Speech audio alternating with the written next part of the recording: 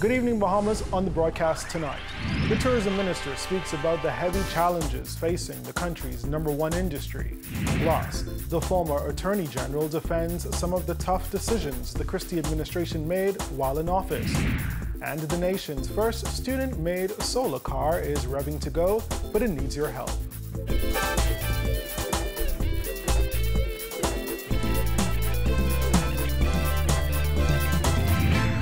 News is brought to you by Alive, the nation's newest and best LTE network. Good to be alive.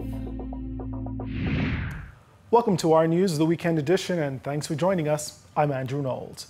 Tourism Minister Dionisio Diagler says he has a lot of work ahead of him over the next 5 years. He said with an industry that hasn't grown over the past years, things in the nation's #1 industry have been at a standstill, having a negative effect on the country's economy. Kyle Joaquin tells us more. For decades, tourism has been the Bahamas' golden goose, bringing in millions of dollars and creating thousands of jobs throughout the chain of islands. But has the Bahamas' tourism product been taking a hit over the years? In his government communication this past week, Finance Minister K. Peter Turnquest stated that activity in the tourism industry improved modestly in 2016.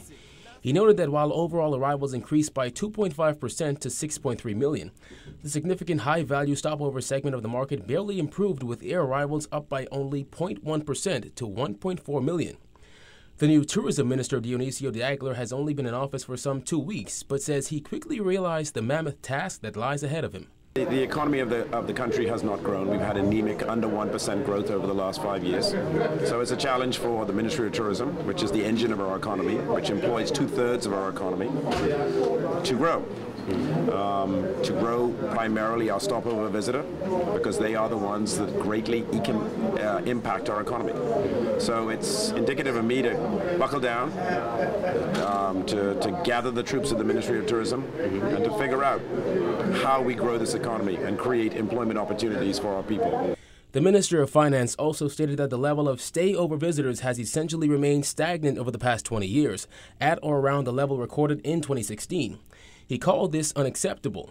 Diagler pointed out that a lot of his work involves bringing a resolution to some long-standing issues. And obviously, Bahama is a big, large property with much controversy surrounding it out west, and it's indicative to get that now up and running, employing Bahamians, visitors coming to the country, and having a significant economic impact on the country.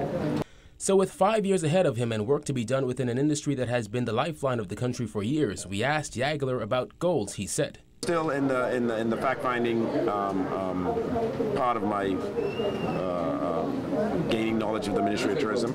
I'm gathering the troops, and as I prepare for my budget address on tourism, we'll begin to set goals. I've had long discussions with them on the state of the ministry and where we are and what we at and what our goals are in terms of setup, and we are definitely going to grow this economy. During his charge, the parliamentary secretaries recently, Prime Minister Dr. Hubert Minnis, said there would have to be some restructuring and reassignments in government offices.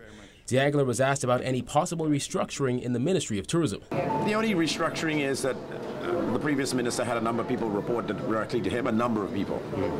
And I have charged the Director General of Tourism. She's in charge of the tourism part. She's the managing director. I'm the chairman of the board. Okay, so she is the one who is employed by the ministry to grow tourism. It's my job to assist her, to guide her, to advise her. But that's what they're there to do. And as a chairman of the board, which I've served on many boards, it's generally the president and CEO that will drive this process. We have ideas, we will consult, we will give advice, but that's what they're there to do. And it's my job to make sure that they produce. If they don't produce, we see how we make them produce. There are also questions surrounding government's plans for the controversial Bahamas Junkanoo Carnival. One of the most wonderful things that I did when I took over the Ministry of Tourism was to move Carnival from my ministry to the Ministry of Youth and Sports. So you need to speak to that minister about that. For our news, I'm Kyle Joaquin. Thanks, Kyle.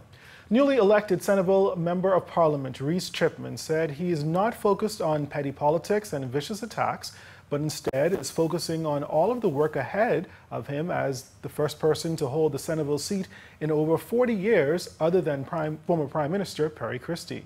The ex-Prime Minister would not have gone to election court, and so basically the results have been ratified and certified, and so I am the sitting Member of Parliament for Centerville.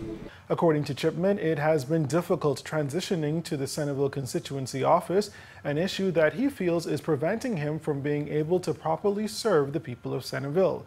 Chipman added that they are looking to have this issue resolved quickly in the coming weeks.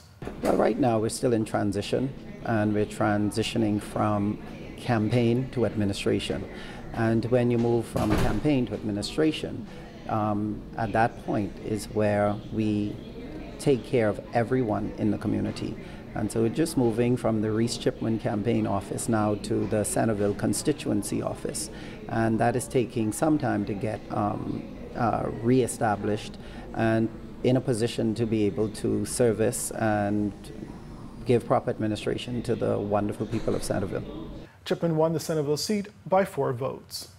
Well, weeks after the Progressive Liberal Party suffered a devastating defeat at the polls, former Attorney General Allison Maynard Gibson is insisting the former administration made some tough decisions while in office, but failed to adequately engage the public on a number of issues.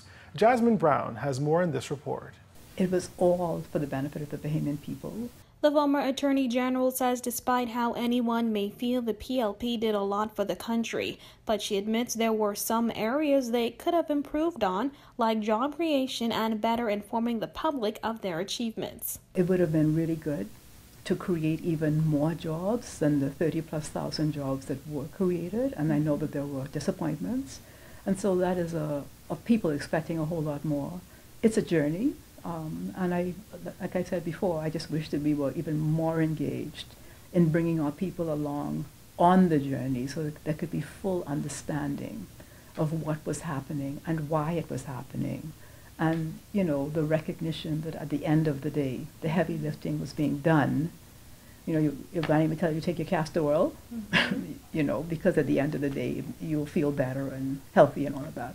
She adds that once the election excitement starts to die down, she believes Bahamian will realize all the good the Christie administration has done for the country. I think as we move away from the election season, we will see that tremendous change ensued during the period 2012 to 2017. Tremendous change. I mean, political slogans are nice, but actually when you look at it, there were tough decisions that were made to reshape and build a stronger foundation to change the situation we found the country in. Maynard Gibson has been in frontline politics for more than a decade, and she says she has no doubt the Minnis administration will have its own tough decisions to make over the next 5 years.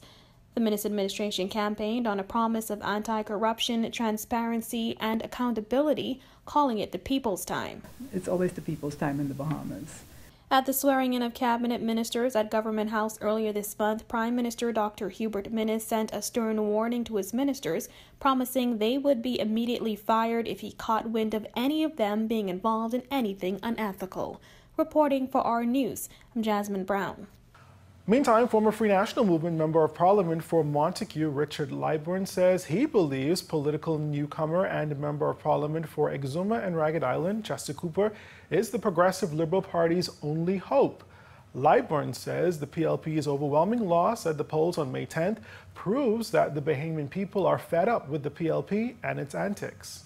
They obviously have to retool. I wouldn't have expected the Prime Minister to do anything other than resign. I think that he must accept a major part of the responsibility for their defeat at the polls, and they're going to have to do a lot of reorganizing. All of the senior people have been, apart from Mr. Davis and Glenys Hanna, have been obliterated. So he's going to have to. The party's going to have to take on a new look. I would assume that the majority of those who were defeated would not be getting involved in frontline politics in the future, but that's they got their homework cut out. The Free National Movement won 35 of 39 seats, leaving the PLP with only 4 members of Parliament. That included incumbents Glenys Hannah Martin, Picewell Forbes, and Philip Davis. Cooper was the only newcomer to be elected. Lightbourne says Cooper won political points when he released a statement condemning racially charged comments by PLP Chairman Emeritus Arrington Minky Isaacs last month. I must commend Mr. Cooper for his comments concerning that issue. I think that demonstrates some type of leadership, and hopefully that may be part of the new PLP modus operandi. And we'll take a break here, but still ahead tonight. The island of Acklins records its first murder for the year, and find out how you can help St. John's College students make history. Those stories and more when our news returns.